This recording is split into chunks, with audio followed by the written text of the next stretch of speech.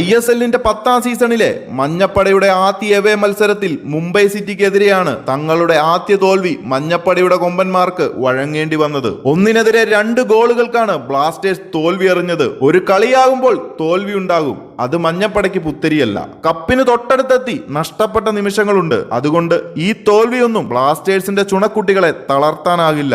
എന്നാൽ മഞ്ഞപ്പടയുടെ പിള്ളേരെ കൈവച്ചത് അങ്ങനെ വെറുതെ മറന്നു കളയാനാവില്ല.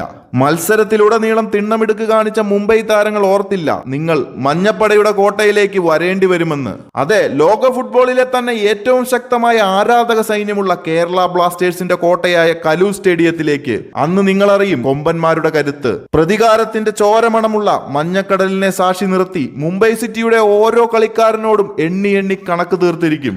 ഡിസംബർ 24 കുറിച്ചിട്ടു. തിണ്ണമെടുക്കിന്റെ അഹങ്കാരത്തിൽ മതിമറന്ന് മഞ്ഞപ്പടയുടെ പിള്ളേരെ കൈവച്ച മുംബൈ സിറ്റിയുടെ സർവനാശമായിരിക്കുമെന്ന്. അന്നേ ദിവസം ക്രിസ്മസ് ഈവ് മഞ്ഞപ്പട ആഘോഷിക്കുന്നത് മുംബൈ സിറ്റിക്ക് മേലുള്ള വെടിക്കോട്ടോടെയായിരിക്കും. അതിനുവേണ്ടി ഇവാൻ ആശാനും പിള്ളേരും ഇവിടെ മഞ്ഞപ്പടയുടെ കോട്ടയിൽ കാത്തിരിപ്പുണ്ടാവും. കൂടുതൽ ISL അപ്ഡേറ്റുകൾക്കായി ചാനൽ മറക്കാതെ ഒന്ന് സബ്സ്ക്രൈബ് ചെയ്യുക.